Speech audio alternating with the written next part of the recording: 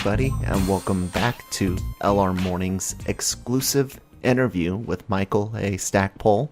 This is part 2, where we're going to be discussing his work in the Star Wars universe, as well as some projects that he's currently working on and some things for the future. I hope you guys enjoy it. If you haven't listened to part 1, please go back and take a listen to it. It's pretty good. We had a lot of fun. Well, let's get into some Star Wars. Sure. This is definitely where I was introduced to you. I was in, I don't want to make anybody feel old, but I was in middle school in the mid-90s and started reading Star Wars novels then, and your X-Wing books towards the late 90s were what I ended up really getting into, because I really appreciated the smaller focus, the lack of always the entire galaxy being at risk, even though in your books there is a risk to the galaxy. It focused on the rogues, you know. Right. So I really like that. You started off with the comic books, though, that covered about a year after the Battle of Endor. Was it your choice to start there, or was that the publisher's choice? Well, actually, it was kind of a curious way that worked. I was hired to do the X-Wing novels first, Oh, okay. and so I did I was working on the novels, and I was at a show, and that was it. I was visiting Skywalker Ranch, and was having lunch with Lucy Wilson and Sue Rostoni. And it was kind of a get to know you lunch and everything like that. And Lucy asked if I had ever worked in comics. And I said that I'd love to work in comics, big comic fan. But the deals that I had tried to set up in the past had all fallen through. And I didn't think anything more of it. And I went and started working on the novels. And out of the blue, I get a call from Dark Horse Comics, from Ryder Wyndham, who was going to be the editor, was the first editor of the X-Wing books. And he said, yeah, we're doing an X-Wing comic. Lucasfilm said we had to talk to you. And so because the X-Wing books are 5 years after Endor, Mm-hmm.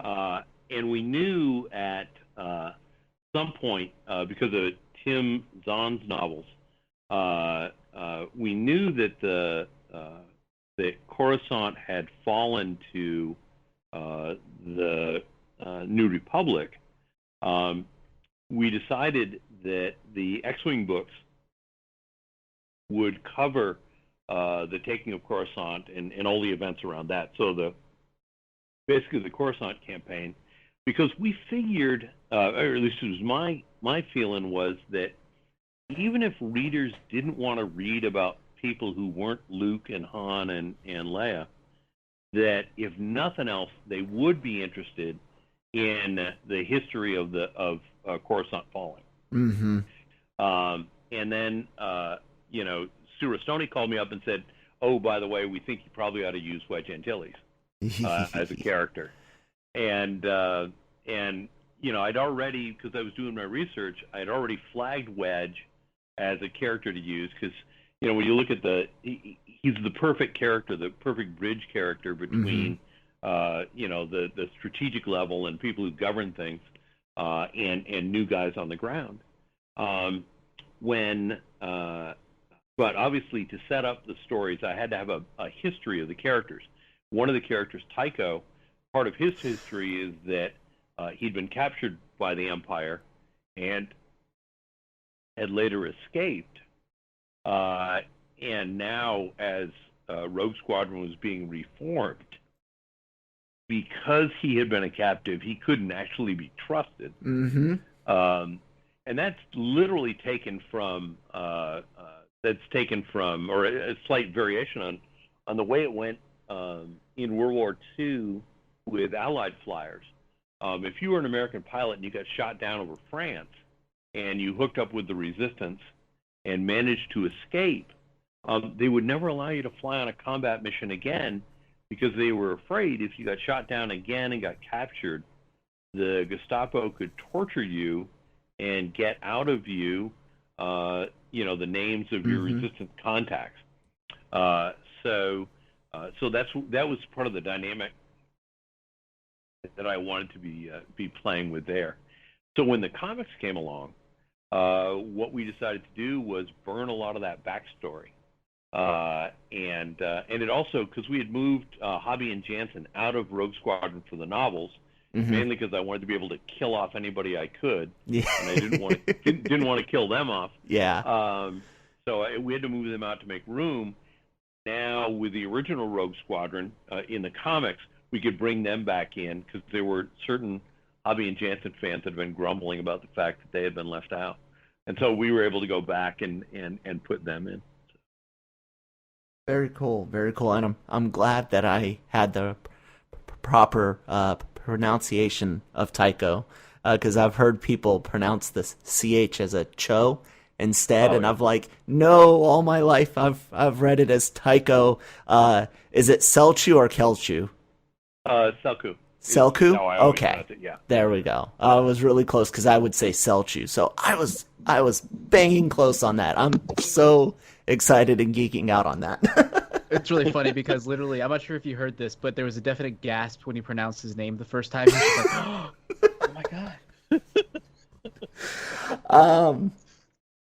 So how would you describe your experience in writing for the comics in comparison to the novels or short stories? Comic books themselves, not necessarily just X-Wing, but comics versus novels and short stories. Well, comics are a graphic storytelling medium, which means that you're describing what the artist is going to put down. In a novel, in a narrative story, I can have a character have internal dialogues, and while you could do that with a thought balloon in a comic, it's really kind of intrusive. So you've got to rely on communicating to the artist what the facial expression is going to be, or other things on that order. So it took me a while to learn that, and for the first 5 story arcs of the X-Wing comics, I just did the story, and then they would have other people come in and script. And Jan Stranad did 2 of the 4-issue story arcs, and he was very generous in terms of sending me his scripts and really giving me a chance to see what it was that he was doing. So when we got to later in the series, starting with episode 21 or issue 21, and I took over scripting, I'd learned from the best as to what to do, and so I was able to do that, and that story arc was a lot of fun because it introduced Baron Fell, and it was a strong combat story arc, and like I said, we brought Fell in, and that was a lot of fun as well. So, very but cool. it is different because you have to tell the artist what's going to appear on the page. You have to be thinking that way, which is not what you do for novels or short stories. The other thing which is really cool about doing graphic storytelling is that, and I got to do this several different times, is that you can use the images to convey a lot more. For example, you can have characters start a conversation in the foreground, and then they move into the background, and you can see the conversation continue by body language and those things, while more people or other people have come into the foreground, and they're beginning another conversation that moves further. And so that was just really, really entertaining. Or in the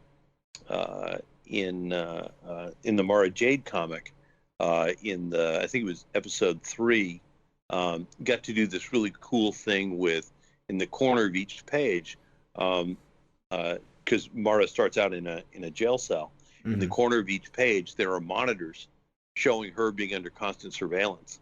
And yet, as the story goes on, the images on those monitors change, just sort of marking her progression toward escaping and getting away. Very cool.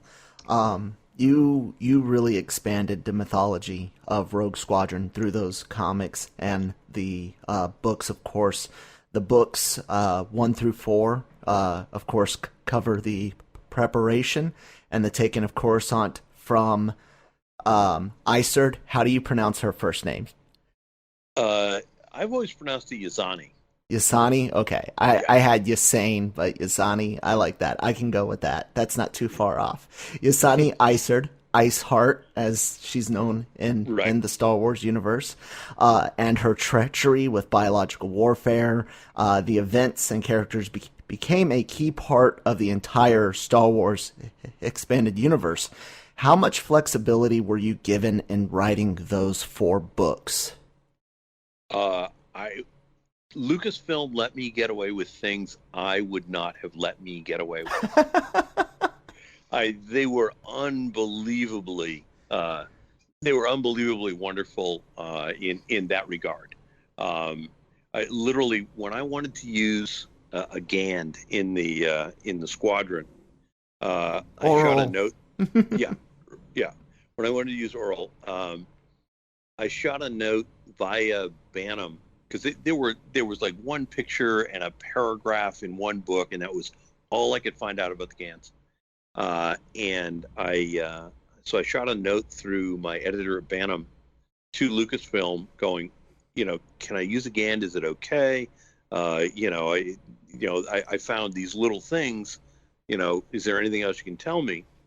And the response that I got back was photocopies of the picture and the one little paragraph of research stuff with a note from Sue Rostoni saying the equivalent of "knock yourself out."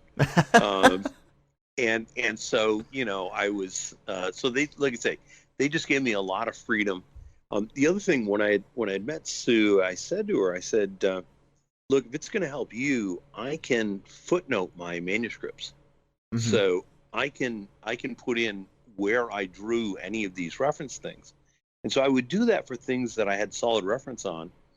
And then other ones where I was inventing something, I would put a footnote down that said, look, I've invented this. This is what I need it for. If you can't give me all of this, at least give me this little piece. Mm-hmm. And they never said no on any of those. Cool. So, and that was generally back in those days with Bantam, from talking to the other authors. They were really free that way. Tim Zahn and I had a conversation where we put together the career of Baron Fell, and it resulted in like a 3-page bio that Tim and I have been working on for years. And I was at a meeting at Lucasfilm at Skywalker Ranch, and we broke for lunch. And I said to Sue, I said, by the way, I have here a copy with me of, the Baron Fell bio that Tim and I have been working off. I don't know, it's not officially sanctioned, but I don't know if you'd be, and before I could say, I don't know if you'd be interested, Sue just plucked it out of my hand and tucked it away with her stuff. So it was very, very cool. Working with them back in those days. It was a lot of fun. Okay, I have to give a shout out to one of my occasional co-hosts for this podcast, Brian Brantley, who brought this question up. I'm in the Army, and I didn't even think to ask you this question, but he wanted to know, where does all of your tactical knowledge come from? Because you've actually got a pretty good grasp on military tactics, and I caught part of it early on when you said you played some tabletop war games. Is Sure. that the sole source, or can you expand on that? Because I mean, Mike, you've got it down packed, man. Well, thank you. Yeah, doing war games certainly was part of it. Reading, just reading tons of research material and bios. My degree's in history, and I read a lot of military history.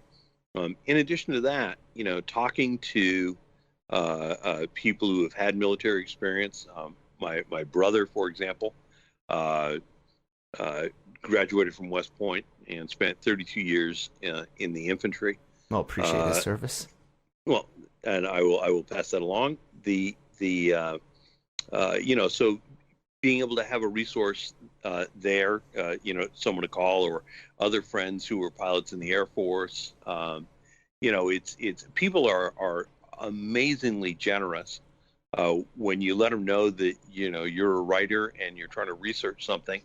They are incredibly generous with their time and the insights they give you. And one of the things that's interesting is that when you're doing the research, sometimes you think it's one thing you want to know, and then you have a conversation with somebody and they tell you something else, and it's like, okay, that locks it in. That makes it that makes it work. Mm-hmm. And I certainly get that out of bios and or watching documentaries as well. But it's just a ton of research.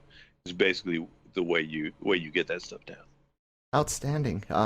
My father did 21 years in the infantry, actually became a history teacher himself, so Okay. his degrees are in history, and he just started, this is his first year, he created an elective military history class for the high school he teaches at, so that's pretty cool. Yeah. A second thing that my family has in relation to one of my favorite authors. So you're building a super fan / future stalker here, just so you know. I'm joking. The first part of this question is a simple yes or no, simply because I don't want to spoil anything, because if somebody has not read the X-Wing novels, they're terrible people and they need to get out there and do that. But the second part, you'll be able to expand a little bit more. But there are deaths in the X-Wing series, and without spoiling who, was there any characters that story-wise needed to die that you wish hadn't?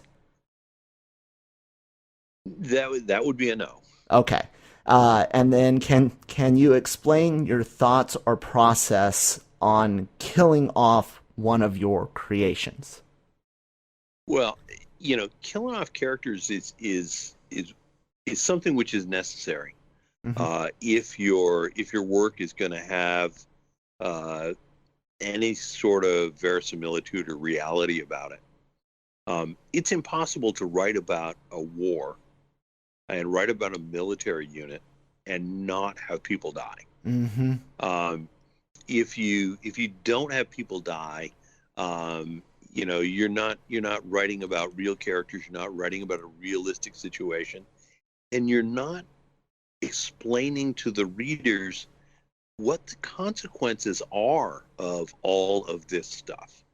And I think that is really, really important. And I think, and as a part of that, when you choose to kill a character, you really, I feel as a writer, you really have got to give that character some depth so that it hurts the readers Mm-hmm. when that character dies. You want them to feel that loss of a friend. Now, in the X-Wing books, there was one exception to that, and that was a death early on in Rogue Squadron. And I did that. I did that death that way, specifically to provoke another emotional response, which was that I wanted. It was I think, without spoiling anything, it's a character who gets killed, not flying an X-Wing, Mm-hmm. who gets killed in ground combat. Essentially, is ambushed. An ambush. Yep. I know which one. Yeah, and the reason I wanted that is that I wanted the readers really to think that was unfair. that somehow the Empire in doing that had cheated. And so I wanted the readers to be angry about that, so that when Rogue Squadron gets payback for that, when they're able to deal with that, there would be that much more of a cathartic effect for the Rogue's victory. It worked. Yeah. So that was why I went and had that did it that particular way. So. Very cool. Yeah, Derek Coate and Iceheart were definitely cheaters. Yes. The X-Wing novels, yours at least, as Alston's, God rest his soul, ran into the courtship of Princess Leia, of course, could be considered mostly self-contained, but the New Jedi Order books were part of a very massive storyline. How did you prepare to write your two books in that series? What type of research did you have to do on the books that came before and the ones that were coming after? Was there like a writer's room situation? We actually, when the license went over to Del Rey had a summit meeting at Skywalker Ranch. I was invited to it, as were the guys from Dark Horse, and then the Lucasfilm people were there. And it just worked out that I was the only person in the room who had read Tim Zahn's last novel. Oh wow! So a lot of, because we're going to be taking off from where that ended, a lot of questions got deferred to me of, can we do this or can't we? And there weren't any, giant conflicts and stuff like that. So that all worked. But, the research that I had to do, basically I was there while the stuff was being done. I was there as things were being designed and developed and set up. So there really wasn't any research that I had to do per se, because we were starting right at the beginning. We also knew at the time that the first book, which was Bob Salvatore's book, that book was coming out in hardback. Mm-hmm. And we knew from book sales at the time that there would be a bunch of readers who read that, and there would be a bunch of readers who wouldn't read that. So Bob's was book one, and then my book Onslaught was also going to be book one of the series. Because I had to reintroduce the Vong just in case people had not actually read Bob's book. So they hadn't read Vector Prime. Right. So that was...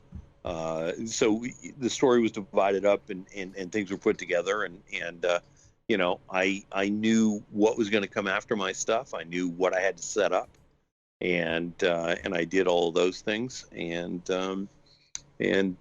got to I remember there was back when Vector Prime came out, there was a lot of negative fan reaction because Chewbacca died. Mm-hmm. And I remember on a forum, guys were beating Bob Salvatore up pretty bad. And one of the people who was doing that commented that he said, his only hope was that, I was up next and he knew I would take care of everything. I would fix everything. And I remember I replied to that by saying, one, you suppose I think Bob did anything wrong, and I don't. Mm-hmm. And two, if you didn't like his Yuuzhan Vong, you won't like mine, because his were the brown shirts and mine are the Waffen SS. And that is really what we wanted to do. I mean, Bob's was the Vong's first foray, and then I was introducing them as the really nasty force that they were. So. Yeah, you got real deep into their own mythos and background and stuff. I remember very, very fondly going through that series. Yeah, it was a very ambitious project. and it was interesting the way that it continued to spin out, and then the follow-on series and sets. It was very cool. It was very, very good for Aaron as well. So Yes. that made me happy. Very good.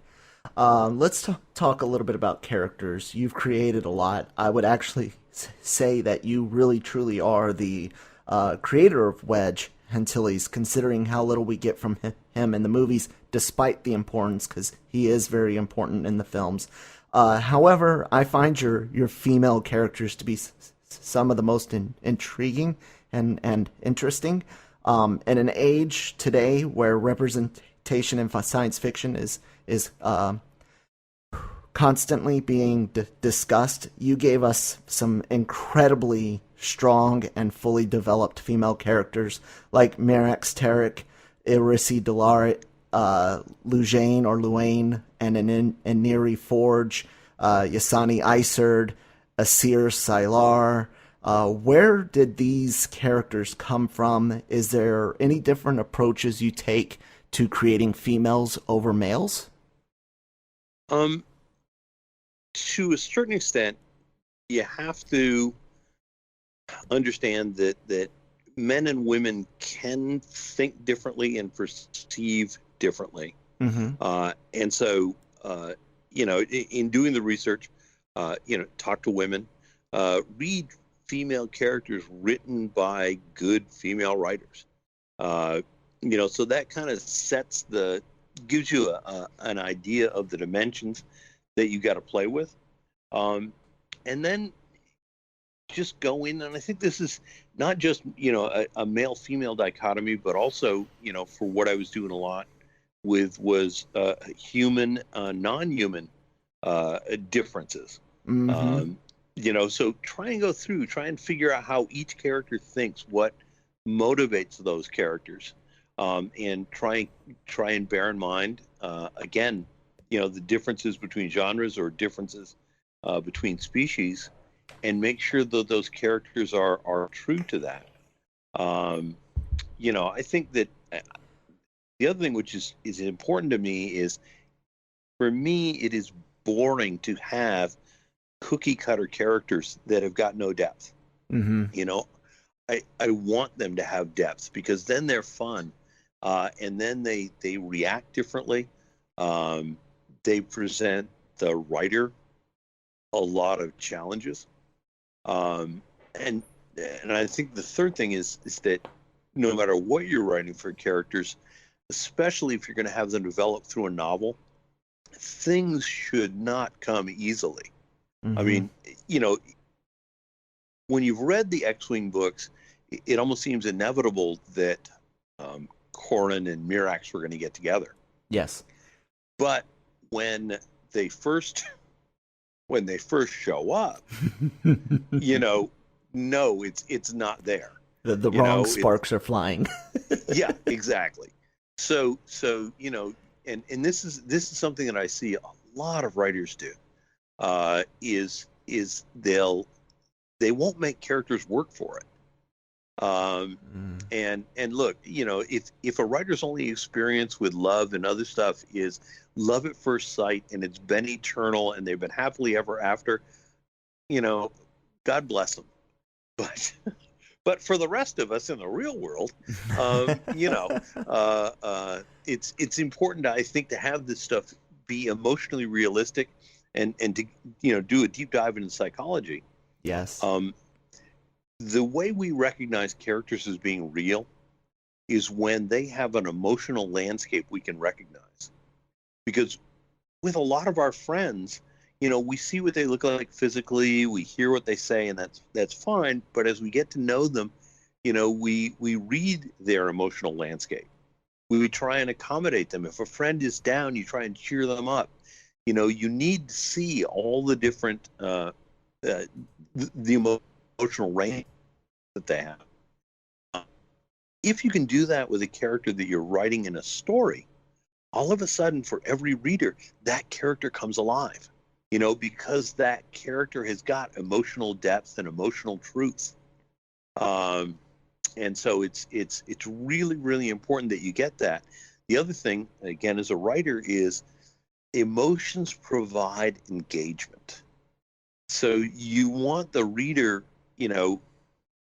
taking that emotional journey along with these characters.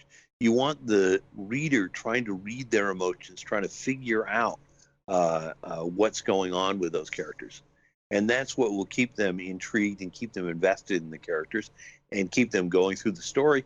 And then when you whack one of those characters, it's what makes them incredibly sad. Yes. Yes, it is. Yes, it is. And bravo to how many characters you've created that have stuck with me and used to allow me to really flex my EU knowledge. I will say this: the Botan Asir Sylar. Am I saying her name Right. approximately Yeah. correct? I really appreciated the arc you sent her on as far as the expectations of Borsk and other Botans and her Right. family, her class. That was top notch. Well, thanks. I really did enjoy that. I want to stay on female characters and connect two things just a little bit. Leonia Tavira from My Jedi, leader of the Invids, is an interesting character. She is another strong and well thought out female, but she is very much in control and in control of her sexuality. Sex is an interesting thing in Star Wars. And my next question will dig into it a little bit more, but was there any pushback from editors or the Star Wars overlords with her character and some of the things that happen with her? No, she got her first. She first appeared in the X-Wing comics. Mm-hmm. So we pulled her out of the X-Wing comics and was able to bring her back in, and Lucasfilm enjoyed that. I do remember when the X-Wing books came out, there was one reviewer who questioned whether or not Lucasfilm had actually reviewed the books because there was sex in the books. And they were pretty certain that somehow I had gotten away with murder in essence. So no, there was never any pushback with that. But then again, I don't think I was ever trying to push things beyond boundaries of good taste. Mm-hmm. I usually when I'm working on a project where I'm working with a license, one of the questions that will get asked as I'm looking at things is I ask them for a rating on violence and I ask them for a rating on sexuality. Mm-hmm. So with violence it's usually R, and with sex it's usually PG-13. Okay. And that's certainly that's within my comfort zone. Writing and for the most part, most of my readers seem to be pretty comfortable there. Mm-hmm.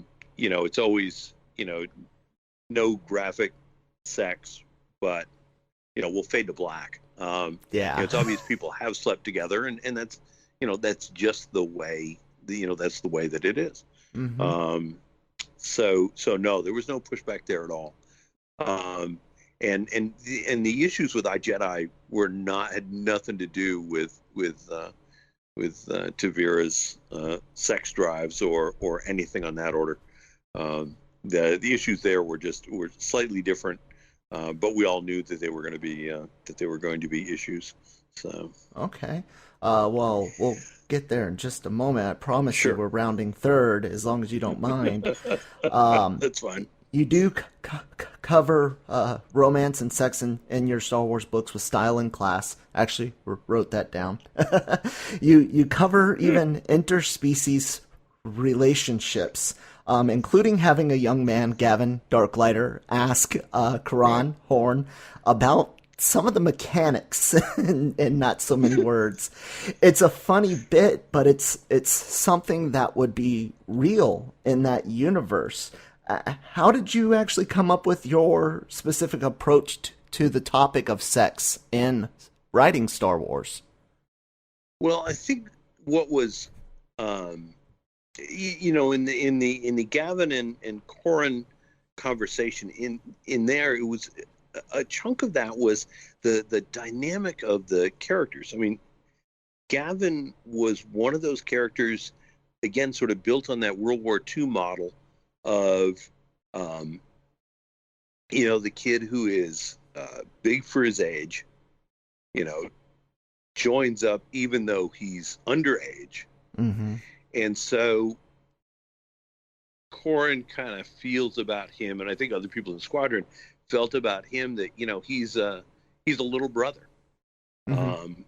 And so, when you're in those situations and you, we had to deal with, to a certain extent, interspecies sexuality had to be dealt with because, Kevin Anderson had brought it up in a couple of books Mm-hmm. when he had given Wedge a non-human girlfriend. And Quizu, I'm not sure how he pronounces her, but yeah.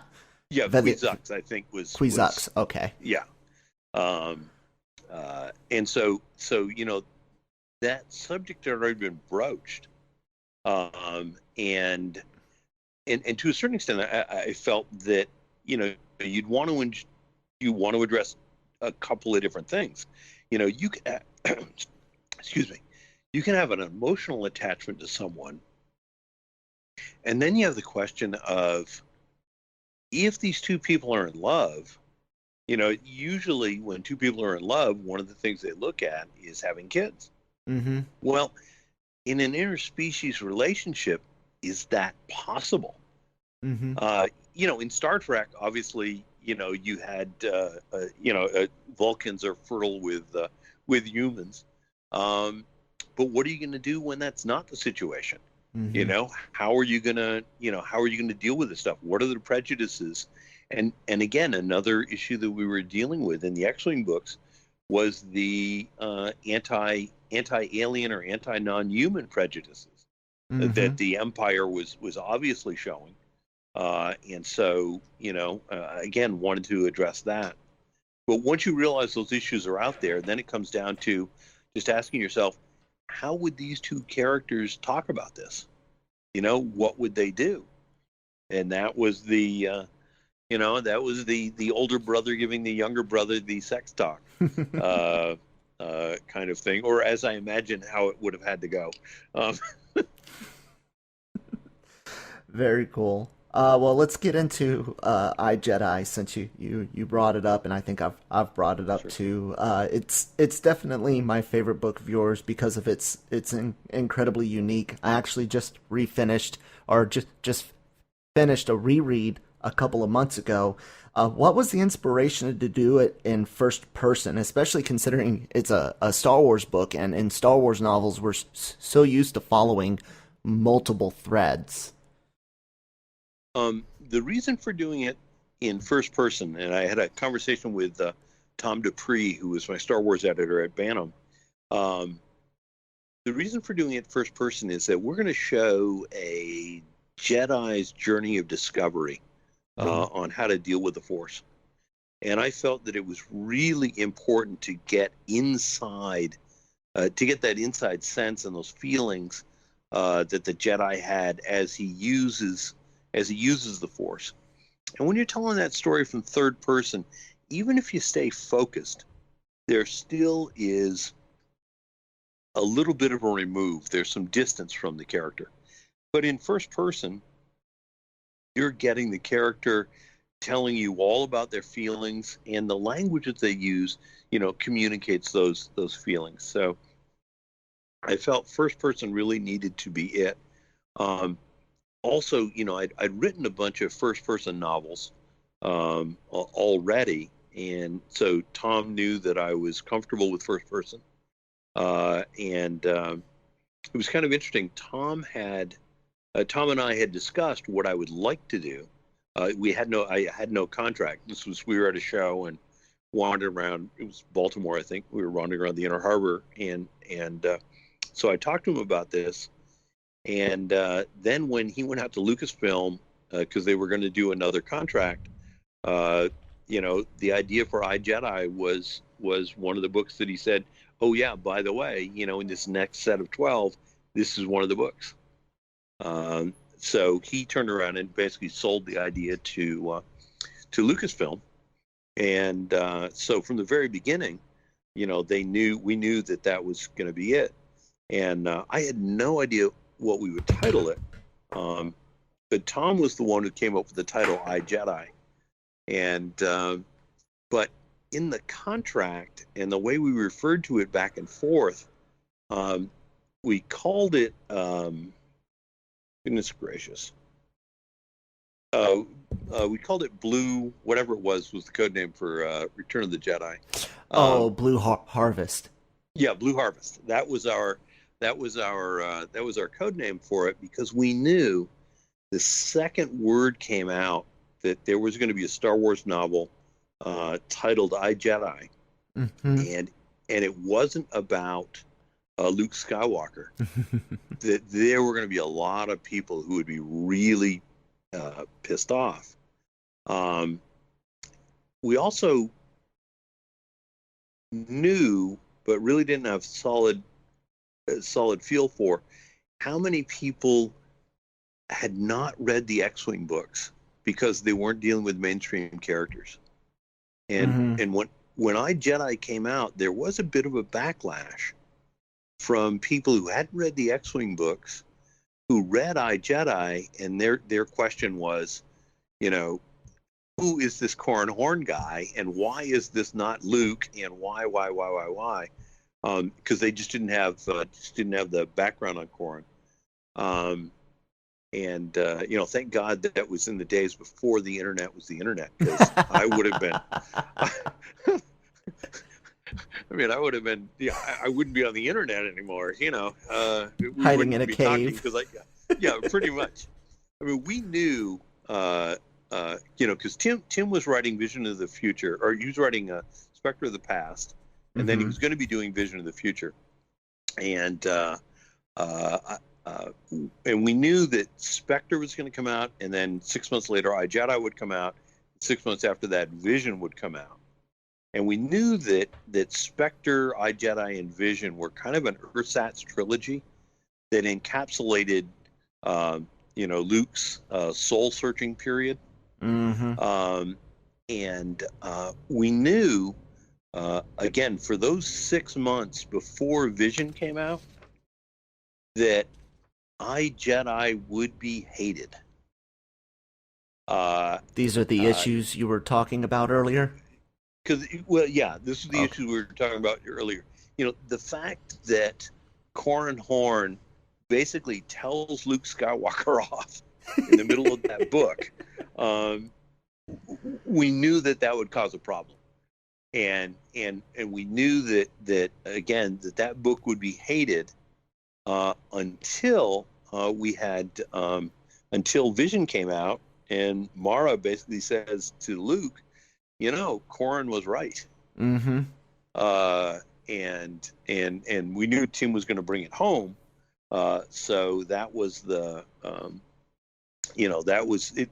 It was the risk. It was the risk we knew we were going to have to take. But I think it ended up being worth it, and really kind of helped tie up the Luke Skywalker saga. At least as it went through the Bantam books. Definitely, and what a lot of people may not realize is how much influence. I don't know if on purpose or not, but how much influence these books that you're talking about, iJedi, even Kevin Anderson's Jedi Academy trilogy, and the Spectre of the Past, Vision of the Future, have on how Luke Skywalker is in the sequel trilogy. There's a lot of people that have some complaints about him, including Mark Hamill himself, but I don't know how much EU he ever read, if any. But there is definitely a lot of your Luke and your book that, and of course Timothy Zahn's books, that I can see in that sequel trilogy.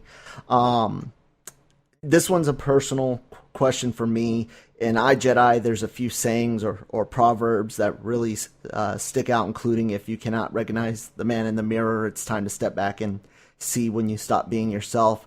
Was this one or any of the others based on advice you've been given or give yourself, or just completely out the ether?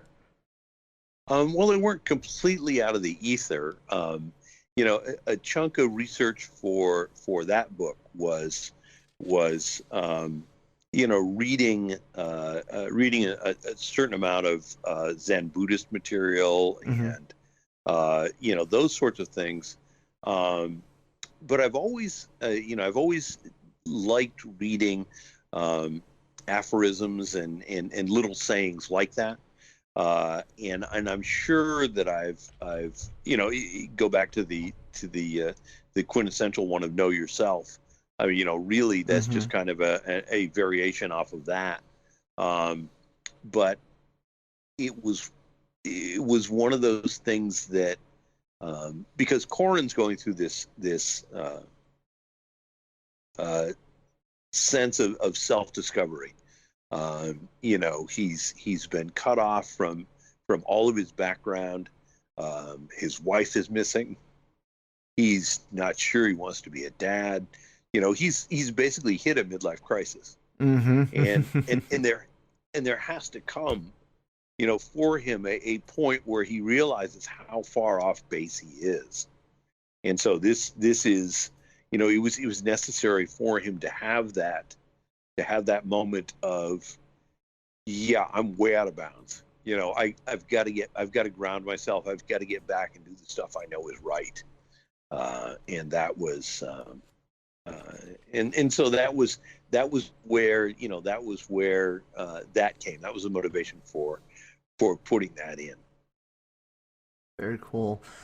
This one might be a bit of a third rail, and feel free to tell me that you would care not to answer it. But when Disney bought Lucasfilm, they decided to end the EU and no longer consider it canon. And like I said, I know you may not be able to answer it due to relationships or whatnot. But what were your feelings when this happened? Would you have liked to have seen it continue as possibly its own entity, a separate universe? Well, having worked in other people's universes a lot, that was really a non-starter, because they would be competing with themselves, and they would be opening stuff up to a lot of controversy. And when you look at what they were doing, they really had three choices. They had a choice of saying all the EU is canon and all the movies will be governed by it. However, that wasn't really a choice, because what all of us who'd worked in the universe knew was that the movies create the reality, and all of our stuff is subservient to that. Yep. So, so we knew they were never going to declare the EU to be it. Okay. The second thing they could have done is they could have gone through and they could have cherry picked books. And they could have said, well, this book is in, but that book isn't in. But that would be shooting themselves in the foot, because then they would have everybody who is a fan of a book that made it going, yay, us, and people who are a fan of books that didn't make it going, hey, what the hell? Yeah. And so that would tear apart their fandom. And when you look at the actual press release, what they said is the EU, the movies are not going to be bound by the EU. And that's the first paragraph that everybody concentrates on.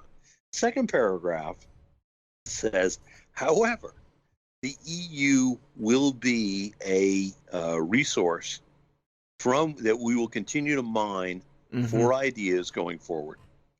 And I think something which is even more important, and I know Tim and Tim and I have talked about this, and it's evident in the new movies.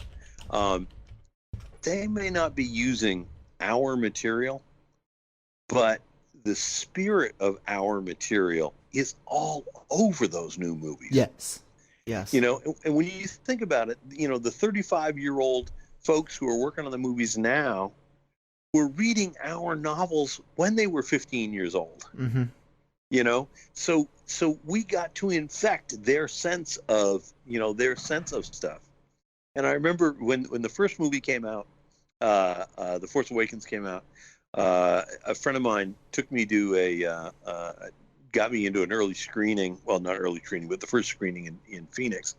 And when the X-wings came whipping across the surface of that lake, and there was spray coming out behind them and stuff like that, I literally gasped, and she laughed, and I just turned to her and I said, "They took that from me, you know." Mm-hmm. And so you get to go through and you get to recognize this stuff, and I understand people not liking the direction some of the movies have gone, or not liking certain bits and pieces of stuff, and my feeling is, hey kids, welcome to my world.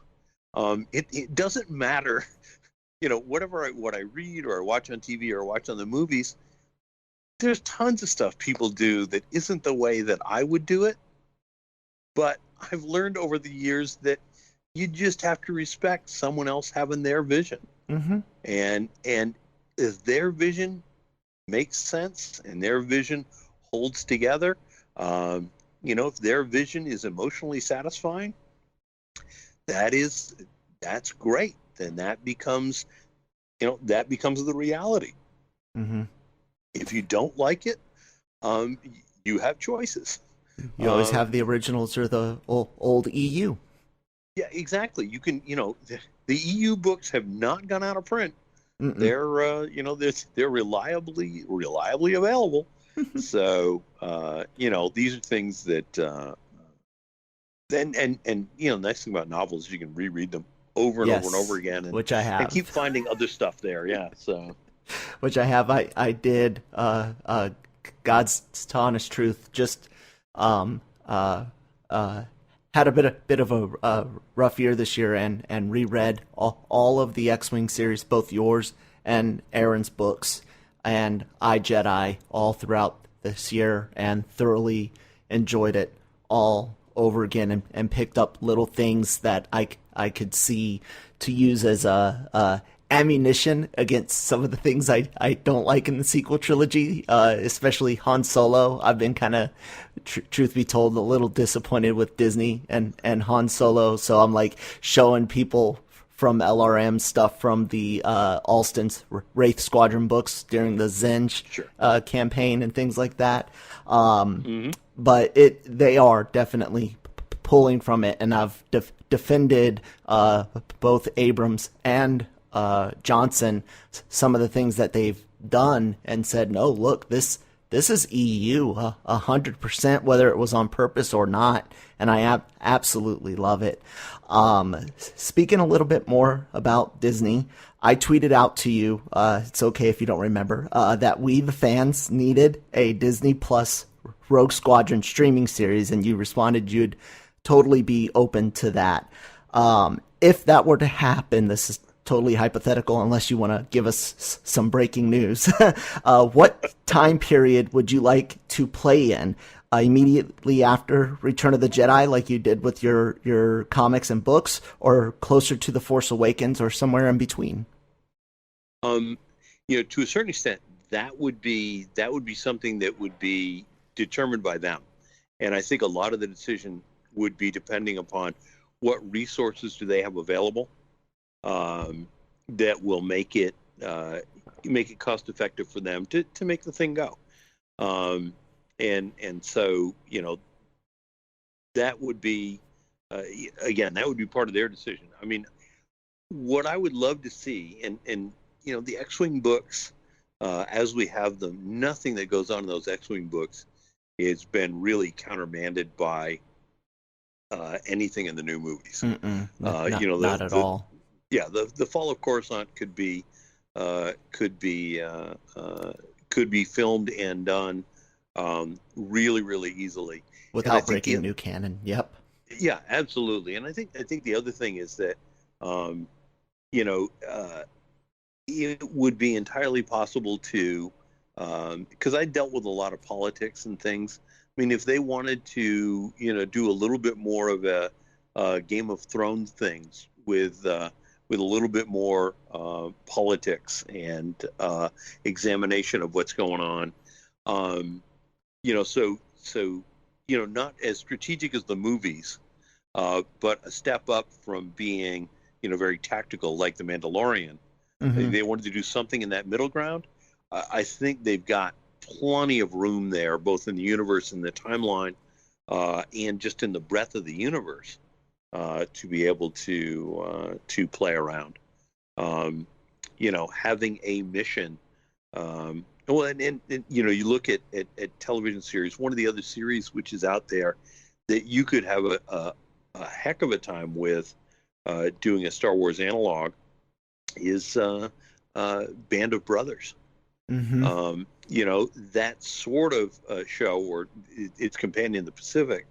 That sort of show is very, very doable, and I think we certainly saw in Rogue One some of that grit being available for that kind of thing. Realistically, they would probably want to time an X-Wing series as a place where it could cross over with The Mandalorian. Yeah. And I don't think that would be a bad deal either. So No, not at all. So it sounds like you've seen everything that Disney has done so far. Is that safe to say? Yeah. I mean, I have got zero insider information. Well, yeah, no, I'm not looking for that. Just curious as to whether or not you've seen all of the movies, the saga, the spin-offs, and the Mandalorian. I have. I'm current on the Mandalorian. I have not seen the. I haven't seen the cartoons. Okay. Mainly because I don't subscribe to cable, and so I never had an opportunity to see those. But now that I do subscribe to Disney Plus, and as I clear some work out, I'll probably go through and binge watch those. So. Very cool. Do you have a couple sentences you would like to say about The Force Awakens and The Last Jedi, the sequel trilogy as is right now? I'm looking forward to the third movie, and I appreciated watching other people's vision in the other two movies. They were exciting and enjoyable. They had a little bit more depth than the originals did, and a little bit more complexity. And so I'm looking to see where they're going for it. It's kind of hard to judge each individual film when you know that they're being done as a trilogy and that there's material which is out there that they're trying to incorporate. So I've kind of withheld overall judgment. I know that Rian Johnson's film caught a lot of heat for things that it did, and there were things in it that I didn't necessarily agree with, but I understand why they were done, and that's I guess that's part of making movies. Yeah. So. Definitely. I think this is the last question I have before I get to the things that you're doing now and let you plug some work for so graciously giving us so much of your time. No problem. If you can talk about it at all, have you been approached by those at Lucasfilm to participate in writing for the new canon? Or if not, would you be interested in writing for the new canon? Would you like to do what Zahn did and reimagine the Rogues, or do something completely different? I've not been approached, while I'm sure if I could work it out with my schedule to go back and do something, I would be happy to do so. I remember how I felt when I got the call saying, "Hey, you're going to be working with Star Wars," and so all the new, very talented writers, many of whom I've had a chance to chat with and just think are great. I understand their excitement, and I'm happy for them getting that opportunity. And if if I never write again in the Star Wars universe, that's okay with me. Everybody has been unbelievably nice about the X-wing books and especially I Jedi. And if those books still continue to make people happy, then I've done my job. Were I to get called, look, I'd be willing to do anything they'd be interested in. The idea of reimagining the Rogues would be a lot of fun. The idea of actually writing a proper Baron Fell novel would be an absolute blast. Writing watching The Mandalorian, it'd be fun to write stories about some of the spin-off characters there. And so, whatever they want and they think my talents would be suited for, yeah, I'm up for it. Very, very cool. All right, so you have a monthly digital fiction magazine, should we call it? Scratch? Sure. Yep. Where you have continued writing original stories, including a sequel to Talion Revenant titled Talion Nemesis. What was the appeal of doing it digitally? Well, I mean, I've done digital publication and back in the dawn of time, literally back in the dawn of time, I was the co-host on Dragon Page Cover to Cover, which was a podcast that talked about science fiction. And from the very beginning, we were advocates of electronic books and self-publishing. Electronic books and authors retaining their rights and getting their backlist out electronically. So since 2005, well, actually before that, I mean, I actually own the Apple Newtons that Apple put out, their original handheld, and part of the software they had was for churning out ebooks, and so I bought that and learned how to do that, and then did the same thing for Palm Pilots. Because I just thought that was a brilliant, brilliant way to be able to deal with stuff. So the inspiration for Scratch, obviously, Patreon makes it possible to essentially run a subscription service, which prior to Patreon required you taking credit cards, you trying to do the charges, and a lot of bookkeeping, and a lot of things that if I wanted to do that, I would be an accountant. And I don't want to, so I'm not. But also, I was teaching for Arizona State University for a couple of years with the Virginia G. Piper Center for Creative Writing.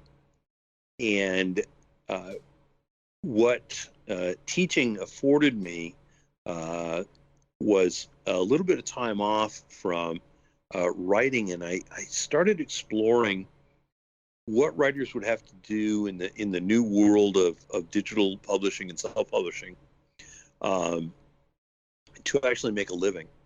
And I went back and I looked at 150 years ago, 170 years ago, the way serials were published, the Penny Dreadfuls, and the way Dickens published his books, and really just traced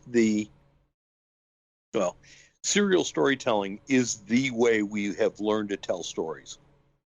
Go all the way back to Homer and the Iliad and the Odyssey. Those were poems that were sung 12 hours a day over 3 days. And bards, when they used to travel around and would sing songs or tell stories, again, you have serial storytelling. And so I really wanted to play around with serial storytelling, and Scratch suddenly became a way that I could do that I could break stories down. And then, of course, having studied how the serials were done, I realized that actually writing a serial is different than writing a story and breaking it into pieces. And so I've been playing around with that and just having an absolute blast telling those sorts of stories. So I put that project together, and it's really got two components. There is the monthly component, which has the sequel to Talion Revenant, as you said, Talion Nemesis, as well as it has some other stories that I'm serializing. And then there's a free component that comes out during the week, where just anybody can pick stuff up. And I'm telling a serial story there, which is set in the universe of a superhero novel I wrote. The superhero novel is called "In Hero Years, I'm Dead," and this is and these stories are just ongoing tales that are developing the characters who, if you read the novel, you will see how they end up. This is back when they're starting, and so you get to see all the things they go through that get them to where they finally are in that book. So very cool. Is there anything else new that you are working on, or anything else that you would like to plug? Well, I just finished a novel set in the franchise of Dark Souls, the video game, and it's going to be translated into Japanese and published over there, and then eventually published here. And then I'm going to be doing some more Battletech work. Ooh. And more original work. So really, you're saying that it's going to be published in Japanese and published there first, and then brought over here after the fact? As I understand it, yes. Interesting. It was a very curious deal that took years to put together, but yeah. So and that was interesting, because that the universe of that game, the sense of that game is it's a world which is different from any that I've sort of written in. Mm-hmm. And so having to find a story and figure out how to tell it that was faithful to Dark Souls was a lot of fun and really challenging and pushed me. But I like that. Did you have to play the games, which I heard? I haven't played them myself, but I know they're notoriously difficult. Notoriously difficult, brutally frustrating. Yeah. I played enough to get a sense of how the game plays. I watched a bunch of playthroughs, and then I had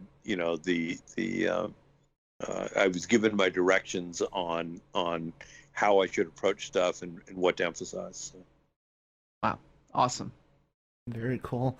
Well, I would love to point everybody to your website, michaelstackpole.com. There is a great frequently asked questions and a great kind of like a student interview for people going through writing school or looking at getting into writing, where you answer a lot of common questions and you give some great answers. Anywhere else anybody should look for stuff from you besides, of course, Scratch on Patreon or that website? Yeah, that would be those are probably the two. And then if you want to follow me on Twitter, that's probably where I'm most active. And it's probably through Twitter or my website that you'll learn about anything else that I'm doing. So. And he's at Mike Stackpole on Twitter. Well, Mike, thank you so much for your time and participation. This has literally been a geek and a fan's dream come true. I've wanted to talk to you for years. I hope you have a wonderful day, and although it is cliche as all hell because of how much those books have meant to me, may the force be with you. Thank you very much. I had great fun, and I will talk to you guys in the future, I imagine. Thank you guys so much for listening to this interview with Michael A. Stackpole. I hope you guys really enjoyed it. I hope you've checked out both parts. If not, be sure to go check out part 1, which is available right now, and it covers Mike's time in video gaming, tabletop gaming, as well as writing for the Battletech universe. As always, check out LRMonline.com every single day for all of your entertainment news needs. The YouTube channel has got a lot of great content on it, a lot of really good celebrity interviews, so be sure to subscribe there. And of course, subscribe wherever you get your podcasts from for great shows like LR Mornings, Los Fanboys, LRM Ranks It, and Breaking Geek Radio, the podcast. Thank you guys so much for listening. We'll talk to you tomorrow.